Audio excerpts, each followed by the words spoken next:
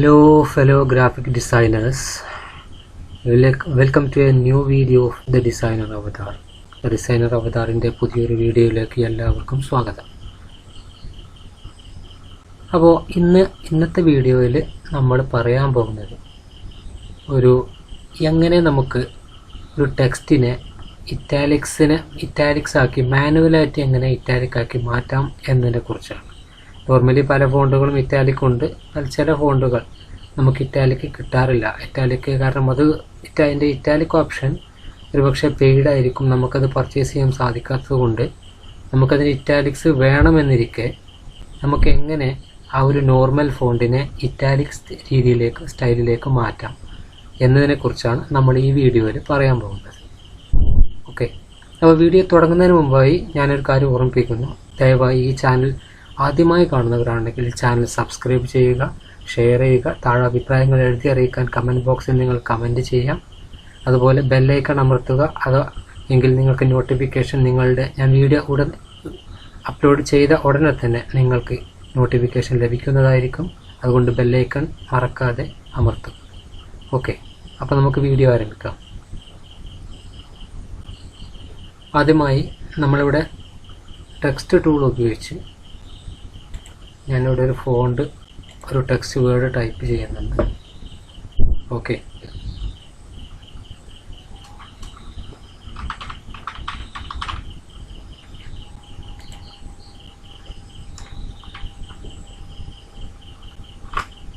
ഞാൻ എൻ്റെ പേര് തൽക്കാലം ടൈപ്പ് ചെയ്ത് വെച്ചിട്ടുണ്ട്. ഇനി നമുക്കിതിൽ ഇറ്റാലിക്സ് ഉണ്ടോ എന്ന് നോക്കാം. അല്ലെങ്കിൽ ഇറ്റാലിക്സ് ഇല്ലാത്തൊരു ഫോണ്ടിലേക്ക് നമുക്കിതിനെ മാറ്റാം.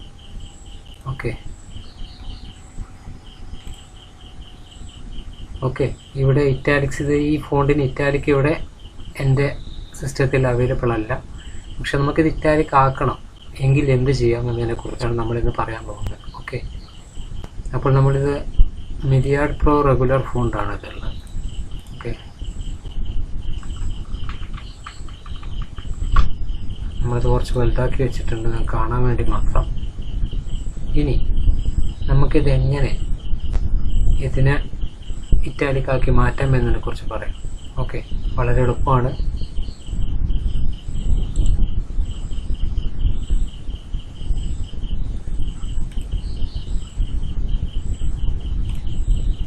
ആദ്യമായി നമുക്ക് ഇല്ലസ്ട്രേറ്റർ CCയിലാണെങ്കിൽ, നോർമലി ഇല്ലസ്ട്രേറ്ററിൻ്റെ പഴയ വേർഷൻ CS6, CC പിന്നെ എന്നീ വേർഷനിലൊക്കെ നമുക്ക് ചെയ്യേണ്ടത്, നമ്മൾ ഈ ടെക്സ്റ്റിനെ സെലക്ട് ചെയ്തിട്ടുണ്ട്. എന്നിട്ട് റൈറ്റ് ക്ലിക്ക് അടിക്കുക. അതിൻ്റെ താഴെയായിട്ട് നമുക്ക് ട്രാൻസ്ഫോം എന്നൊരു ഓപ്ഷൻ കാണുന്നുണ്ടല്ലോ അല്ലേ? ട്രാൻസ്ഫോം എന്ന ഓപ്ഷൻ ക്ലിക്ക് ചെയ്യുമ്പോൾ ഓക്കെ, ട്രാൻസ്ഫോം എന്ന ഓപ്ഷൻ നമ്മൾ ക്ലിക്ക് ചെയ്യുമ്പോൾ ഇതിനകത്ത് തുടർന്ന് പോപ്പപ്പ് ചെയ്ത് വരുന്ന പാനലിനകത്ത് ഷിയർ എന്നൊരു ഓപ്ഷൻ കാണും. ഓക്കെ, കാണുന്നുണ്ടല്ലോ ഷിയർ, അതിൽ ക്ലിക്ക് ചെയ്യും. അപ്പോൾ നമുക്കൊരു പാനൽ ഓപ്പൺ ആയിട്ട് വരും. ഇതിനകത്ത് നമുക്ക് വാല്യൂ അഡ്ജസ്റ്റ് ചെയ്ത് കൊടുക്കാം. ഞാനിതൊരു 10 ആണ് ടൈപ്പ് ചെയ്യുന്നത്. ഓക്കെ, അതിൻ്റെ താഴെ നമുക്ക് അതിൻ്റെ ആക്സിസ് എല്ലാം കൺട്രോൾ ചെയ്യാം. ഹൊറിസോണ്ടലായിട്ട് ചെയ്യുമ്പോഴാണ് നമുക്ക് നോർമലി നമ്മൾ കാണുന്ന രീതിയിലുള്ള ഇറ്റാലിക് ടൈപ്പ് സ്റ്റൈൽ കിട്ടുന്നത്. അപ്പോൾ അതുകൊണ്ട് ഞാനിവിടെ ഷിയർ ആംഗിൾ 10 ഡിഗ്രി എന്ന് ടൈപ്പ് ചെയ്തിട്ടുണ്ട്. ശേഷം പ്രിവ്യൂ അടിച്ചാൽ നമുക്കിവിടെ കാണാം. ഓക്കെ അമർത്തും. ഇപ്പോൾ നിങ്ങൾക്ക് കണ്ടല്ലോ അല്ലേ? നമ്മൾ നോർമലി ഇറ്റാലിക് ഫോണ്ട് എങ്ങനെയാണോ വരുന്നത് അതുപോലെ തന്നെ നമ്മൾ മാനുവലായിട്ടുള്ളൊരു റെഗുലർ ഫോണ്ടിനെ നമ്മളൊരു ഇറ്റാലിക് സ്റ്റൈലിലേക്ക് മാറ്റിയിട്ടുണ്ട്. അപ്പോൾ ഇത്രയുമാണ് ഞാൻ ഇന്നത്തെ വീഡിയോയിലൂടെ നിങ്ങളോട് പറയാൻ ഉദ്ദേശിച്ച കാര്യം. അപ്പോൾ നമുക്ക് ഈ വീഡിയോ വൈൻഡപ്പ് ചെയ്യാം. ആദ്യം പറഞ്ഞ കാര്യം തന്നെ ഞാൻ ഒരു പ്രാവശ്യം കൂടി ഓർമ്മിപ്പിക്കട്ടെ. ദയവായി ചാനൽ സബ്സ്ക്രൈബ് ചെയ്യുക, പുതിയ വീഡിയോകൾക്കായി കാത്തിരിക്കുക. നോട്ടിഫിക്കേഷൻ നിങ്ങൾക്ക് ആദ്യം ലഭിക്കുന്നതിനായി താഴെ ബെല്ലൈക്കൺ അമർത്തുക, ലൈക്ക് ചെയ്യുക, താഴെ കമൻറ്റുകൾ എഴുതി അറിയിക്കുക. ഓക്കെ, അപ്പോൾ നമുക്ക് ഈ വീഡിയോ വൈൻഡപ്പ് ചെയ്യാം. Okay, it's signing out, the designer avatar.